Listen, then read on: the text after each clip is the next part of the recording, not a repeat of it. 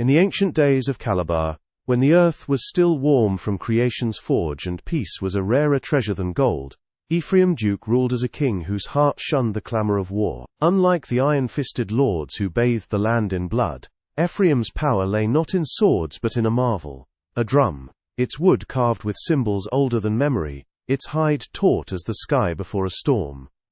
When beaten, it summoned feasts that could sat 1,000 souls, tables groaning with fish roasted to golden crispness, mounds of fufu soft as clouds, palm oil chop rich with spice, steaming soups of yam and okra, and rivers of palm wine that sparkled in the sun. Whenever war loomed, Ephraim would summon his enemies to his court, their spears raised, and eyes burning with malice.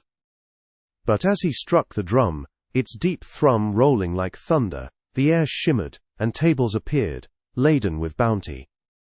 Swords fell, and foes became guests, their bellies full, their hearts softened, departing with laughter instead of bloodlust. Yet the drum bore a curse.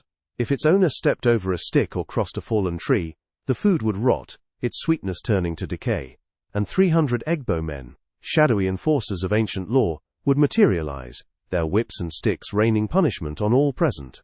Ephraim's wealth was vast, his farms stretching across the plains like a green sea, tended by hundreds of slaves, whose sweat fed the earth. On the beach, his stores brimmed with kernels, and puncheons of palm oil gleamed under the sun. His palace, a labyrinth of woven mats and polished wood, housed 50 wives, each a vision of strength and beauty, their laughter mingling with the cries of their many children. These women, robust and fertile, filled the king's house with life, their offspring a promise of his legacy. Every few months, Ephraim threw open his gates, inviting all man, woman and beast to a grand feast. Elephants lumbered in, their trunks swaying. Hippopotami waded from the rivers, their hides glistening. Leopards prowled with quiet grace, while bush cows and antelopes grazed side by side. In those days, the wild and the tame knew no enmity, and at Ephraim's table, no beast turned on another. All coveted the drum, its magic a beacon of desire, but Ephraim guarded it fiercely, its secrets locked in his heart. One dawn, as the sky blushed pink, Ikwor Edom, one of Ephraim's wives, led her young daughter to a spring, its waters clear as glass, to wash the yaws that marred her skin with angry sores. The air was cool, scented with dew and wildflowers, and the soft gurgle of the spring mingled with the child's quiet whimpers. High above, the tortoise clung to a palm tree, his claws slicing through nuts for his midday meal. As he worked, a single nut slipped, tumbling to the earth and landing before the girl. Her eyes lit up, hunger sharpening her gaze, and she cried out, her small hands reaching. Ikwor, seeing no harm, picked up the nut, its shell smooth and warm, and gave it to her daughter, who devoured it with delight.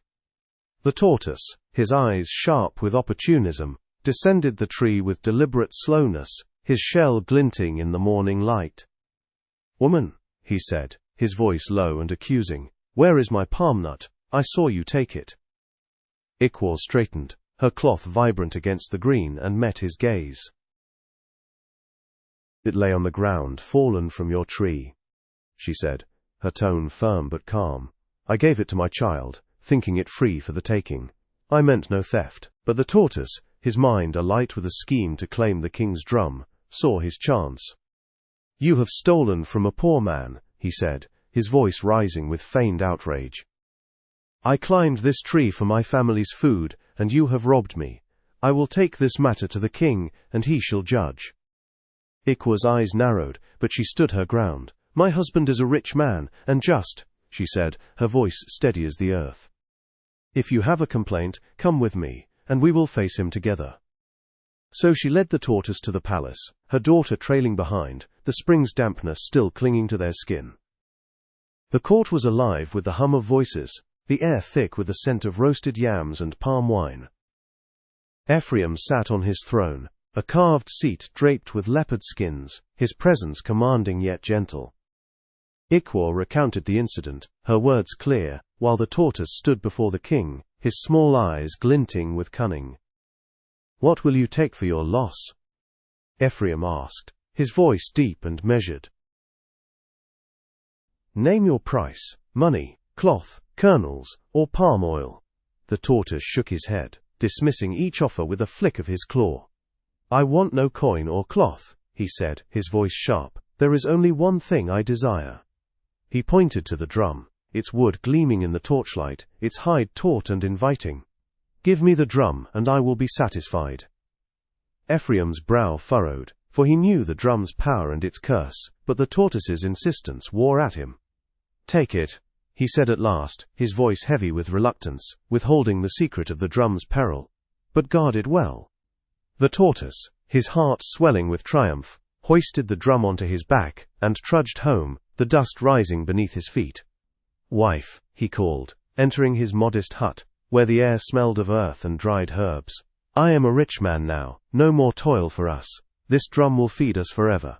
His wife, her eyes wide, and their children, their faces bright with hunger, gathered around.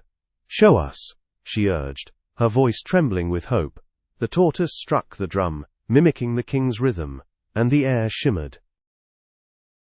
Tables appeared, laden with fish, fufu, soups, and palm wine, the scents filling the hut with warmth. They feasted, their laughter echoing, and for 3 days, the drum provided, their bellies full, their bodies growing plump. Pride swelled in the tortoise's chest, and he sent invitations across Calabar, to men, women, and beasts, for a grand feast. The people, knowing his poverty, scoffed, their laughter sharp as thorns, and few came. But Ephraim, aware of the drum's power, attended, his wives trailing in a cascade of color. The tortoise struck the drum, its thrum deep and resonant, and tables materialized, groaning with bounty. The guests ate, their astonishment mingling with the flavors of palm oil chop and roasted yams, and they left praising the tortoise's wealth. Word spread, and those who had refused the invitation cursed their folly, for a free feast was a rare gift. Weeks passed, and the tortoise grew lazy, his days spent boasting in the marketplace, his nights clouded with palm wine. One evening, after drinking deeply at a distant farm, he stumbled home, the drum slung carelessly over his shoulder. The path was dim, the air heavy with the scent of rain, and in his haze, he did not see a stick lying across the way. His foot crossed it, and the drum's juju shattered, though no sign came at once. He reached his hut, tossing the drum into a corner, and collapsed into sleep, his snores loud as a storm. Morning brought hunger, the cries of his wife and children sharp in his ears. "Beat the drum," they pleaded, their voices desperate. He struck it, but no tables appeared.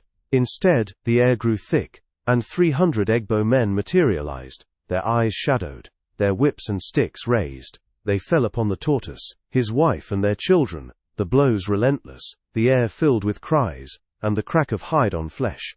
Bruised and bloodied, the tortoise raged, his mind turning to vengeance. "I fed the people, and they mocked me," he hissed, his voice raw. "Let them share my pain." He sent new invitations, his words sweet with promise, and this time, the people came, men, women, the lame, the blind, all eager for another feast.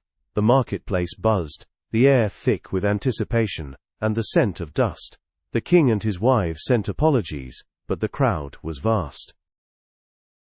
The tortoise, his eyes glinting, beat the drum and slipped beneath a bench, his wife and children already hidden far away. The Egbo men appeared, their whips a storm, and the doors, locked tight, trapped the guests.